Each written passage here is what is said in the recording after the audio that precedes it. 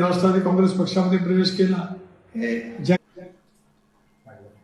पुढची महत्वाची बातमी आपण पाहूयात। परभणीच्या जिंतूर नगरपालिकेच्या निमित्तानं अनेकांची प्रतिष्ठा पणाला लागलेली होती। आरोप प्रत्यारोप झाले आणि मतदानाच्या दिवशी या ठिकाणी राडा झाल्याचं पाहायला मिळालं। किरकोळ कारणावरून हे दोन्ही गट आपापसामध्ये भिडले। जिंतूर नगरपालिकेमध्ये राष्ट्रवादी आणि भाजपचे कार्यकर्ते भिडलेले होते। किरकोळ कारणामुळे या दोन्ही गटामध्ये वाद झाला, त्यानंतर हाणामारीत त्याचं रूपांतर झालं। पोलिसांनी मध्यस्थी करत हा संपूर्ण वाद मिटवलेला आहे।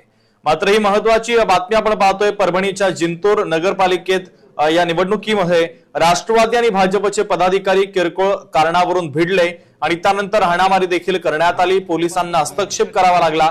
सध्या परिस्थिती नियंत्रणात असल्याची माहिती पोलिसांनी दिलेली आहे।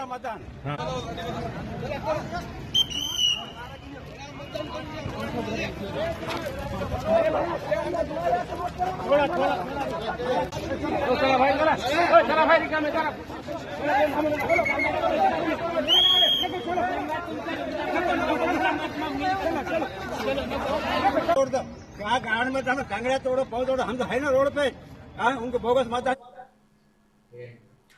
त्यानंतर तिकडे मुक्ताईनगरच्या कोथळी या ठिकाणी सुद्धा दोन गटामध्ये राडा झाल्याचं पाहायला मिळालं। कार्यकर्त्यांनी जोरदार घोषणाबाजी केली आणि त्यानंतर पोलिसांना हस्तक्षेप करावा लागलेला। शिवसेना शिंदे पक्षाचे कार्यकर्ते आणि भारतीय जनता पक्षाचे कार्यकर्ते आपापसामध्ये भिडले। शिवसेना शिंदे गटाचे आमदार चंद्रकांत पाटील यांच्या कार्यकर्त्यांनी मारहाण केल्याचा आरोप भाजपच्या कार्यकर्त्यांनी केलेला।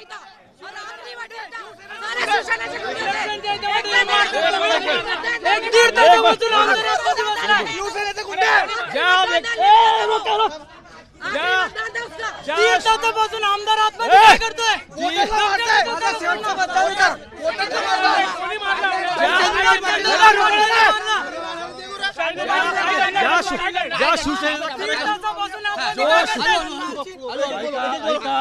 शेवटचं मतदान होतं।